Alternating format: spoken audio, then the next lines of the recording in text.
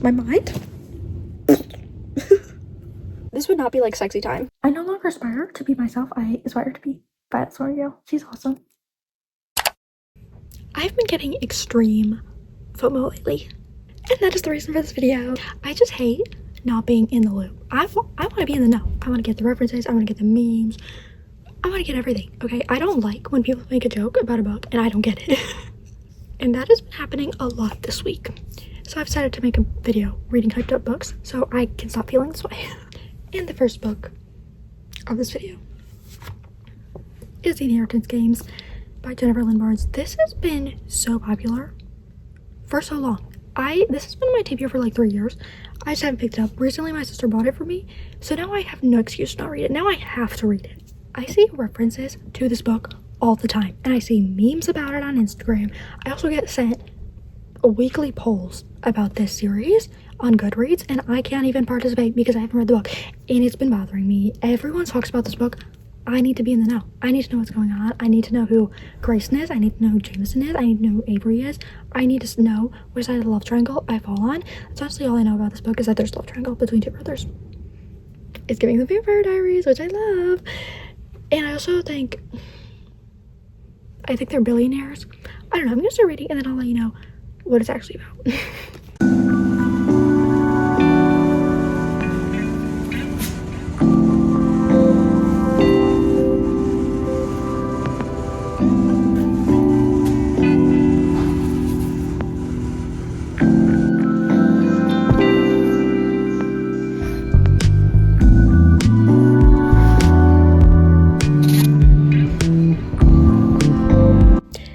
2 days later, I'm back in my cowboy pajamas. I have not had much time to read lately. I'm like 60, 80, 50, I don't know, pages in. Not very far at all. So this is about a girl named Avery who is living with her sister, and they are not doing great. They're not very wealthy. They're struggling financially. And all of a sudden, Avery gets this summons to go to Texas. So she goes to Texas, and she's going there for the reading of a will. This guy put her in his will, some stranger she doesn't know. And this man is a billionaire with a B. Like B for Baker, billionaire. And he gives her $42 billion. But on the condition, the one condition is that she must live in his mansion. Kind of weird, okay? And she must live there with his family. So he has 4 grandsons, and then the mom, daughter, and his other daughter, and the other daughter's husband, I think, also live there. I don't even know who's living here. I just know the 4 sons are living here, and I think their mom's living here. I don't know about the auntie lady. And there's a woman named Nan. She's probably living here. I don't know who's all living here, but those are the basic family members. Also a bunch of security that probably also lives there. Okay, I don't know why I'm getting so specific about who's living in the house. It's not that serious. Probably not that important. Actually, it probably is important. But I'm taking it way too seriously. Anyway, they're all pissed because they're his family and they were expecting to inherit his fortune. And instead they got a measly 100,000. That's a lot of money, but they were expecting billions. So they're upset that they didn't get it, and that he chose to give it to this random stranger none of them have met, that supposedly doesn't know him either. They think she's a con artist. There's some conflict in the house. Kind of love the fact that they have to live together and deal with this. The forced proximity is very fun, even though it's like a weird condition. It's a fun time. I will say, though, it is a little cringy. It definitely reads as lower YA, especially Jameson's dialogue. It reads as very immature. I don't know. I'm not a huge fan of his character so far. He's just like the way he talks and the nicknames and stuff, very cringy. I think I already know what side of the love triangle I'm gonna fall on. Grayson is cool. So far, I am a Grayson girly. Like, he came in wearing an Armani suit. Hello? And he reads. Oh, love that. Yeah, I'm Team Grayson. Jameson, he might win me over. No. I am enjoying it, though. Even though it is a little cringy. It's very fast-paced, easy to read, super short chapters. And I'm very intrigued. Like, why did she get these billions of dollars? I don't think it's going to be as easy as her like being his illegitimate heir. I think it's gonna be something better than that. At least I hope so. So I'm very intrigued, and I'm gonna keep reading. I'm just wondering why nobody told me anything about Nash Hawthorne, because I love this man.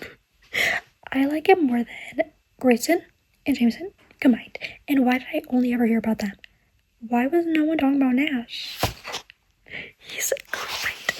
He's a southern cowboy with a very deep accent. Oh, I love it. Cowboys are my weakness. If someone told me there was going to be a cowboy in here, I would have picked this up so much sooner. And I kind of ship him with her sister, Libby. They just had a moment. I'll put up the quote right here. Her ex-boyfriend was abusive. That's not a spoiler. You learn very early on. And he saw her black eye and his reaction. I ship it. And his personality, I love it. Like, he's so laid back all the time. He doesn't really care about the billions. He's so laid back. But then he's ready to fight someone because he saw the black eye. Oh, I love it.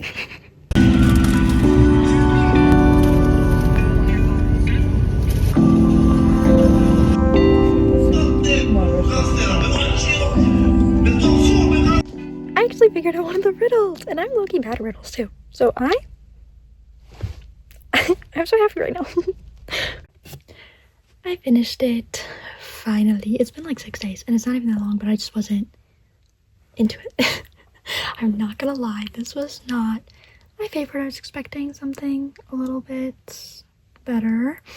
I'm giving it 3 stars. It wasn't all bad. It was fast-paced, which I liked, but there's just a lot of things that bothered me about this. Starting with the fact that every character read is so unrealistic to me. The dialogue for most of these characters was so weird and so out there, and I just couldn't see any of them as real people. And also their reactions to things felt so unrealistic, and it kept pulling me out of the story because I feel like people would not react that way in real life. For example, the fact that this random girl got billions of dollars that the 4 grandsons thought they were gonna have, they get over that really fast. Billions of dollars. No one is getting over that just like that. It's like a week and Grayson's over it, and the other 3 never cared in the first place. So it was just really weird to me the way they were reacting to $42 billion. They were all being so nonchalant about it, I feel like, and it was just really weird. And then another thing, it just read as very cringy and cliche at times. This definitely reads as lower YA, and I prefer upper YA. I am 22, I'm not 12, and sometimes this read like it was written for a 12-year-old audience, which is fine for those people. It is YA, so I feel like I can't even complain about this, but I feel like most of the YA I read is upper YA, and no one told me this was lower YA, so it was just not what I was expecting. But not all bad. I will probably continue the series because I'm mildly curious about where this is gonna go, but I'm not dying to get to the next one. Oh, also, there was a mystery surrounding this girl named Emily, and I just didn't care about that side plot at all. Because we never even met this girl, so us going on this adventure to find out what happened to her, I just like didn't care, and we were given no reason to care, really. I could have done without that whole Emily plot, to be honest. 3 stars, if I didn't say that already. I think I did, but just in case I didn't, 3 stars. On to my next read now. Currently in my break right now, and I finally decided what hyped up book I want to read next, and I'm very, very excited. I am going to start The Hey You Give by Angie Thomas. I usually hold the books up when I talk, but I'm scared someone's gonna walk by and they're just gonna see me recording myself talking with a book in my hand, and I'm embarrassed. So just imagine it's there. I feel like every single person in the world has read this book except me. This book took the world by storm when it first came out. It had the same hype and traction as I feel like The Fault in Our Stars did, and that was huge. I feel like they are on the same level of popularity and hype. I'm very excited to read it. This is one of my sister's favorite books, and she hates reading. So if you can get people who hate reading to not like reading, she didn't like reading after, but it was just one of the books that she'd always listed as one she liked. If it can even get people like that, it can definitely get me, who loves reading. It's about this black teenage girl who witnesses police brutality firsthand. Her best friend gets shot by a police officer, unarmed. I don't know why I waited so long to read this. I've had it on my physical TBR for like 2 years. It's just been sitting there collecting dust, and it's finally time. I'm finally ready to read this. Okay, I'm gonna start and update you with my thoughts.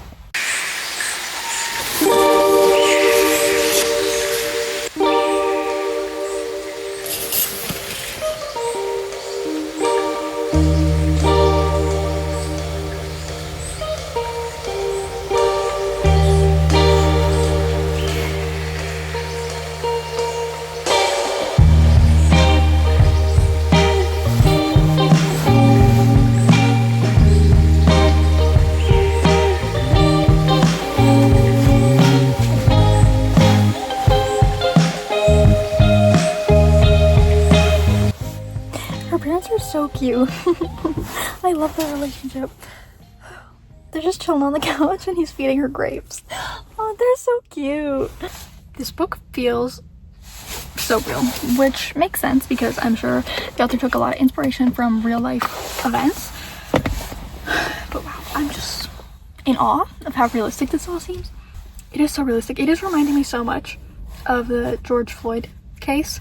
The same thing is happening with Khalil, where an innocent black man gets killed by police and then the media tries to justify it by saying he was a drug dealer, so he deserved it or something. He was a threat, even though he obviously wasn't in this situation, didn't even have a weapon.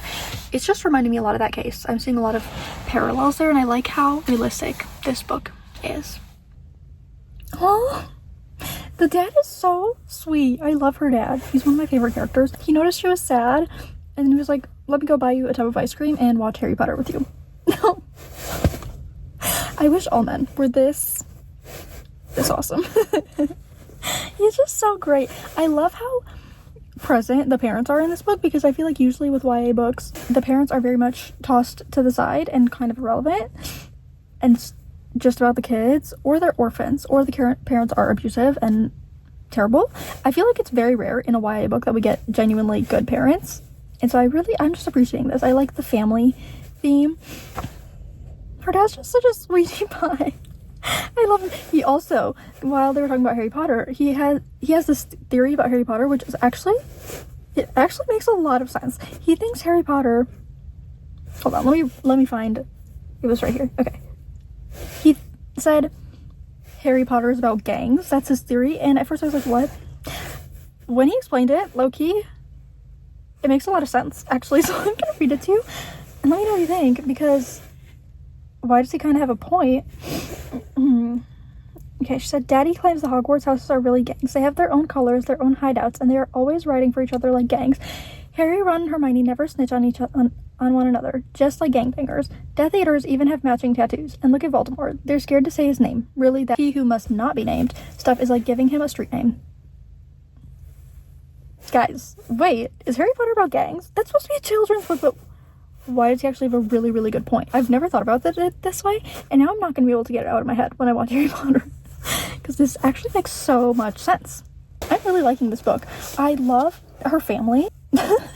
Also, one thing I noticed, I was about to like cut the camera and keep reading, but I noticed on the front it says, is it focusing? Yeah, John Green said, stunning. What am I supposed to do with that? Like, if I was at a store trying to think of what book to buy, and it just said, John Green said stunning, what am I supposed to do with that? That is so vague and not helpful at all.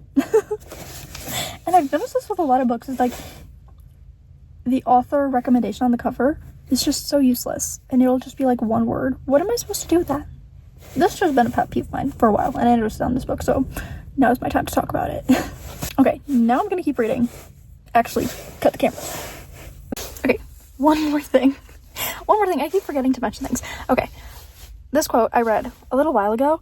It was on page 53. I'm way past that now. I'm like on page 200, but I wrote it down and then I forgot to share it. But I just thought this was a really good quote, and it puts things into perspective, I guess. And I just wanted to share it because I thought it was really powerful. Her dad is talking and he says, if I kill Tyrone, I'm going to prison. If a cop kills me, he's getting put on leave. Maybe. I just thought it was a really powerful line and really highlights how corrupt and racist the system is. I just wanted to share it because it hit me hard, and I thought someone else might also appreciate it. Now I'm actually gonna go back to reading. He's cute. Chris, instead of including the winking emoji, he types out wink wink. He like, with text, he types out W-I-N-K. That's cute. He gives very much golden retriever energy. He's cute. Oh my gosh, I'm about to cry. And I haven't cried over a book in months. I read A Little Life last week. Didn't shed a tear. But this scene right here, it almost had me. I got genuinely teary-eyed. I didn't actually shed a tear, but liquid was forming. And that, it's been a long time since a book has even gotten close to doing that, so I want to feel emotional over a book again. It hasn't happened in such a long time, but this book is doing it for me. isn't it for me. I just read through the scene where Seven breaks down over his mother, Aisha, and he says, all I ever did was love you. His voice cracks, that's it, and you couldn't even give that back to me. My poor baby.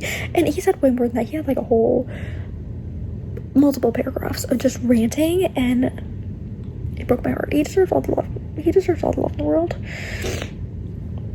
Anyway, did you hear that though? The sniffling? Yeah, because I'm actually getting emotional for this, and I just miss getting emotional over books. Hasn't happened in such a long time, and this book is doing it. I might cry by the end. Who knows? I really need to cry. I haven't cried in months. And I used to be someone who cries all the time. So the fact that I haven't cried in such a long time is kind of weird for me, and I also don't like it because I need that release. I need to release that tension and stress, and it just hasn't been happening for some reason. And I need it to happen. I finished. And I'm giving this 5 stars. Yay! This was so good. Definitely worth all the hype it gets. I think it deserves all the hype it gets and more. In fact, it was amazing. I've already talked so much about this, but I want to yap for longer. So I'm going to give you a review. My favorite thing about this was the family. I loved this family. I loved them so much, and I loved their relationships with each other. I feel like it was so realistic. Like, they fight and they argue. There's conflict, but they love each other so much, and they're always there for each other, and it just was such a loving, supportive family, and it was just so heartwarming. It's really rare. I know I already said this, but it's really rare in a YA book that you find a loving family like this. In YA books, I don't know why, but the main character always has like a dead mom, a dead dad, divorced parents, abusive parents. Something is wrong. It's never a happy home life. In this one, it was. And I really appreciated that. I loved the family in this. I loved her dad especially. I love him. I love that man. I feel like he was so wise and just such a great dad. I love him. And the mom was great too. And I love her brother. He's so protective. And he gets a book too, which I didn't know. Concrete Rose. I've heard of that book. I didn't even know it was by Angie Thomas. And I didn't know it was a companion novel to this. But Concrete Rose is about her brother and his sister. It's about Seven and Kenya, and I love both their characters so much because Seven is so protective and family oriented, and I just love him. He's the sweetest boy, and Kenya is she's so cool. I love her. She's so fierce, and I really want to read their book because I love them, and I would love to have them as main characters. This was just such a thought-provoking book, and it dealt with very important themes that are very relevant today, and I feel like it handled them very well, and it was very realistic with how it did it. I think this is a great book, and I think, quite frankly, everyone should read this to get a better understanding of police brutality and racism and just what people of color, especially Black people, have to face on a daily basis. I feel like this was very insightful and eye-opening, and I loved every second of it. It also, I almost forgot. It also sheds light on real-life cases. Like, this is a fictional story, and the case in here is fictional, but it does shed light on real cases, and I thought that was really great as well. It brings awareness and just makes it feel more real because that was a real case. Like, the Emmett Till case especially gets a lot of attention in here. This was amazing, and if you haven't read it yet, please do. It is hot. It is hot in the car right now.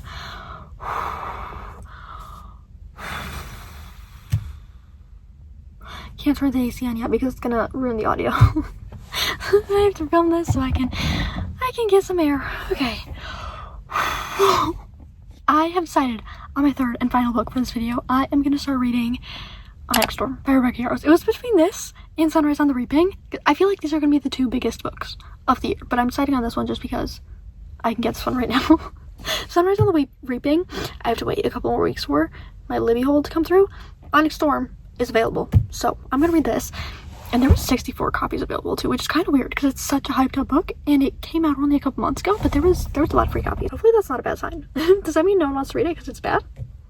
I hope not. Wow, it is so hot.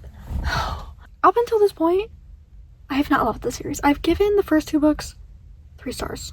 It's just okay to me. I'm not obsessed with it. But the way the second book ended, I can't not continue. The cliffhanger?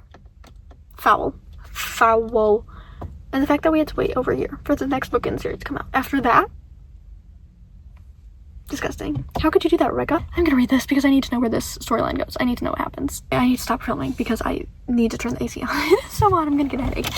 Whew. Okay, before I stop, don't mind the heavy breathing. It's so hot, I still have to turn the AC on because I realized I didn't even tell you what this series is about. I assume most of you know what this series is about. It's so popular, but if you haven't heard of Fourth Wing, it is about this girl named Violet who goes to this war college, and there's 4 quadrants. There's like the scribe quadrant, the writer quadrant, the other 2 quadrants that are kind of forgettable and irrelevant. She's in the dragon writer quadrant, so she learns how to write dragons. And it's, did I say it was a war college? Yeah, it's a war college.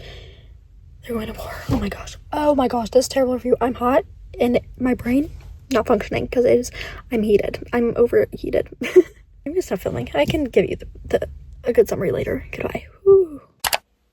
Hi again. The last time you saw me, I was a hot mess. I often am a hot mess. Now I'm a little more composed. I've showered. I'm feeling rejuvenated, and I'm ready to talk about Onyx Storm, which went to the library today and got a physical copy because I was having the hardest time reading the ebook. I just cannot get immersed in fantasy ebooks. I don't know why. I can read other genres as an ebook, romances, no problem. I enjoy my time. I love it. Fantasy books, I cannot get immersed. I have no idea what's going on. But when I read it physically, I understand everything. I'm immersed. I'm engaged. So I got the physical book so that I could stop being confused.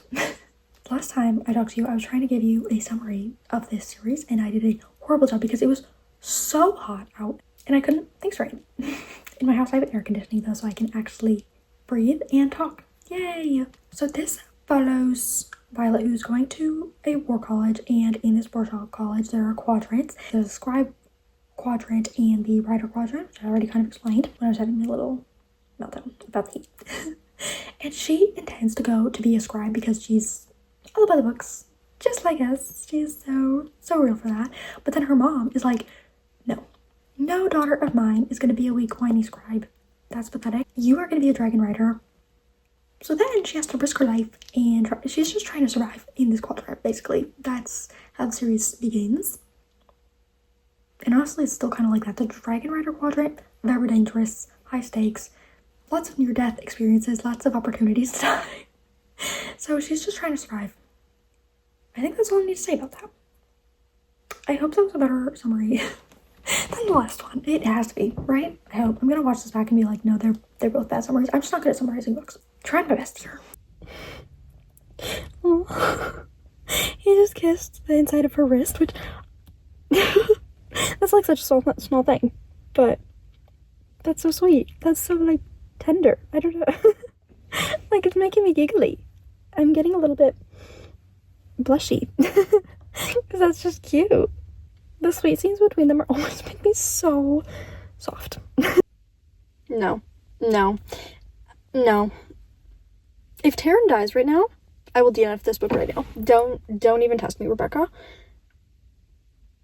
I will stop reading this book. He's my favorite. I don't know what I'll do. Well, I do. I'll stop reading and then probably throw a tantrum, honestly. I don't want my favorite dragon to die. They're having a heated argument right now, and while she was ranting, he grabbed her neck and kissed her. The thing is, like, I love this in books and movies and shows and whatever. Any fictional type of media, I love this type of scene, the heated argument turned makeout session. If this ever happened to me in real life, I'd be pissed off. Like, this would make me more mad. Because why are you trying to kiss me when I'm mad at you? I'd get so mad if this ever happened to me in real life. I'm so glad it hasn't, because I don't have a boyfriend. Like, if it did, I feel like this would not be like sexy time. I'd be mad. When I'm mad, I don't want you touching me. And especially when I'm in the mid-sentence and I'm ranting to you, if you just start kissing me, no. I would get so upset because I'm trying to talk and you're not listening and you're trying to make this sexy time. No, I would hate it in real life. It would actually make me really upset. But in fiction, it is.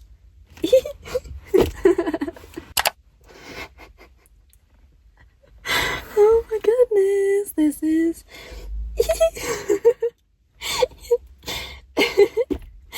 is making me giggly again because he's currently fighting on the mats and he's keeping direct eye contact with her while he's like annihilating his opponent on the mat, and it's making me giggly. I love direct eye contact, especially when they're like mopping the floor with someone. He's just on her, not even trying. Like, that's yep. This is another thing. I feel like if this happened in real life, would I even like it? I can't keep eye contact with people in real life at all. I get very nervous when someone's looking at my eyes or I'm looking at their eyes. But like in books, direct eye contact is so, oh my goodness, I love it so much. But in real life, I can't stare at someone's eyes. Why am I like this? Why do I love things in fiction but then hate them in real life? I feel like I need to unpack this. I just got a text. Okay, hold on. Let me read this. I wish I had never read that. That was horrible. What? My sister just texted me and told me that the director of Total Drama Island died. Why did she tell me that? There are some things I just don't ever want to know. Ignorance is bliss and all that. This is just something I never needed to know, that I never wanted to know. I could have lived a really happy life not knowing this. But she decided to ruin my day. Amazing. Like, I'm saying this in a joking tone, but it's actually made me really sad. Because me and my siblings, we used to watch Total Drama Island on repeat. That was like our collective favorite cartoon growing up, and we would just watch it and rewatch it all the time. Like, we didn't even watch anything else besides sometimes Johnny Test, but Total Drama Island was our main thing. And this just made me really sad. And I didn't even know this guy. I didn't even know who the director was. Didn't know what he looked like until 2 seconds ago when she sent me his picture. Told me he died. Why did she tell me that? Why did she tell me that? I don't, like, I wish I could rewind time and delete this text before I read it. Because now I'm just sad. Amazing. And I was having a great day. I just feel sad. Hopefully that didn't make you guys too sad. It might have. I'm sorry. I'm sorry. I'm gonna go back to reading and stop giving you information that's gonna make you sad. Okay. I don't even know how I'm gonna read now. Like, this actually made me really sad. I feel like I'm not gonna be able to get this out of my head now. Hi again. Haven't updated in a hot minute because I've just been so in the reading zone and I didn't want to stop for anything. I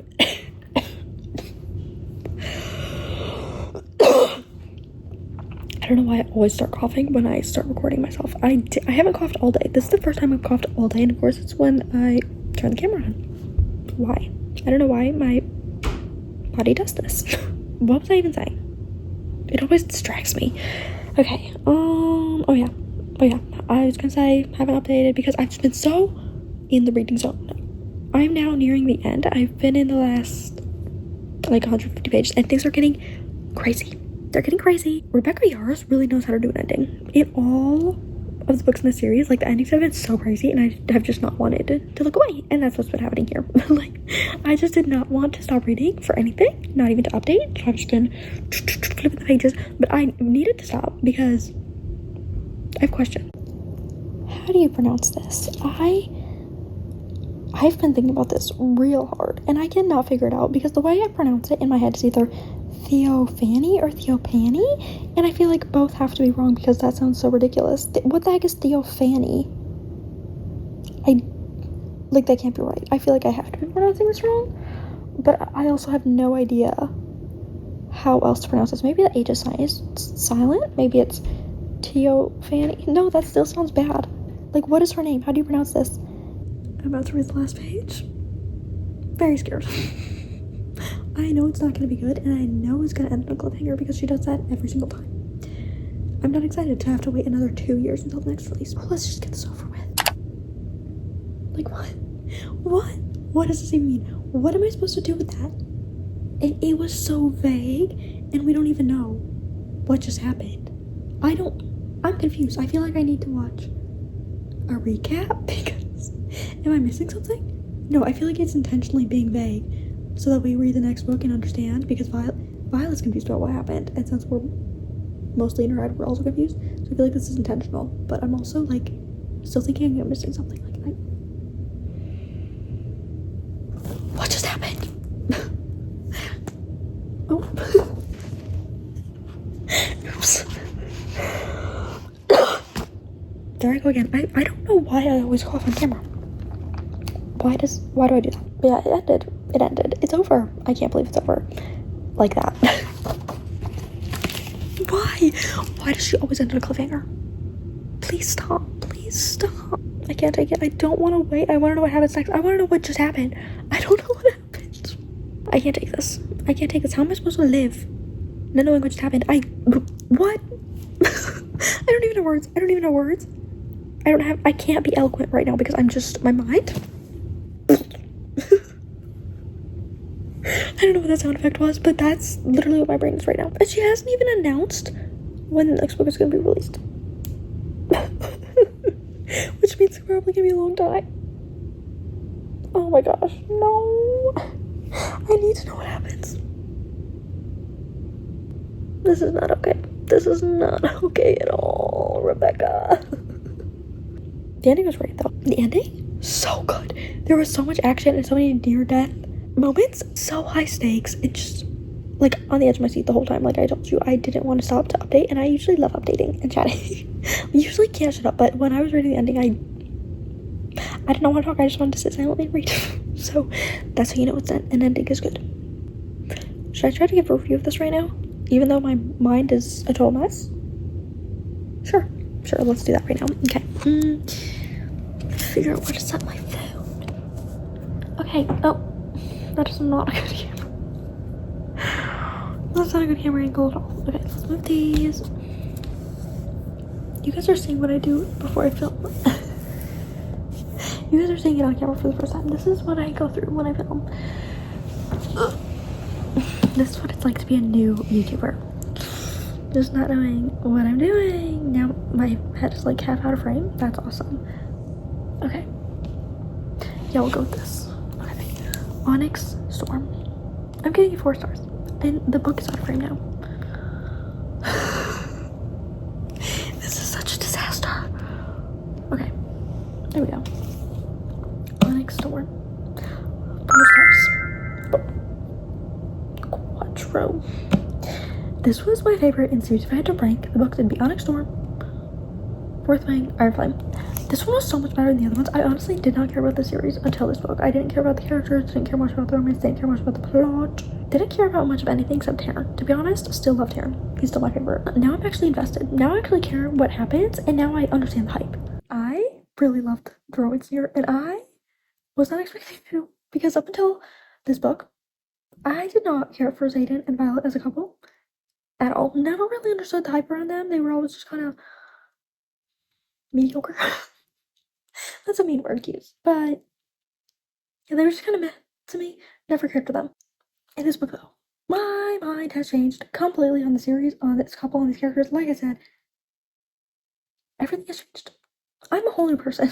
I am now a fan. I'm officially a fan of this series and this relationship. It was impossible not to root for Xaden and Violet as a couple because the sheer devotion they have for each other. They would do anything for each other. It doesn't matter what obstacle is in their way, they will overcome it. There were so many huge obstacles that, like, if they broke up before that, I would have been like, okay, that's a valid third act breakup reason, you know?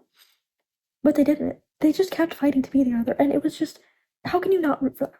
I wanted them to be together more than they wanted to be together themselves. I became so invested in this relationship. I just feel so bad. Can they just be happy? Can they just be happy? Can you stop trying to put things in their right? Like, let them be happy. Let me be happy. That's what I want in book 4. Thank you, Rebecca, yarrows. There's also so many jealousy scenes in here, and that was so fun. It's very different how they were in the second book. In Iron Flame, they were arguing about anything and everything the entire time, and it was very back and forth, very annoying. In this book, though, they're actually on the same team. They're not fighting with each other, they're fighting for each other. And so now I can actually root for them. Also, want to talk about how much I loved Violet in this. She was not a character I ever cared for much. I didn't dislike her in the first 2 books. She was just kind of there, though. Didn't feel any particular way about her. I loved her in this one. She is so devoted to her people, such a ride or die girly, and I really respect that in a character. I really, really admire her. They got a measly 100,000. Oh. Like, She's so strong and courageous, and I love her. I admire her. I aspire to be why did I mess that up? I aspire to be Violet Sorniel. I no longer aspire to be myself. I aspire to be Violet Sorniel. She's awesome. Also loved the dragons, of course. I love Taryn, love Indarna. I still don't know how to say Satan's dragons. Scale? Sure, we'll go with that.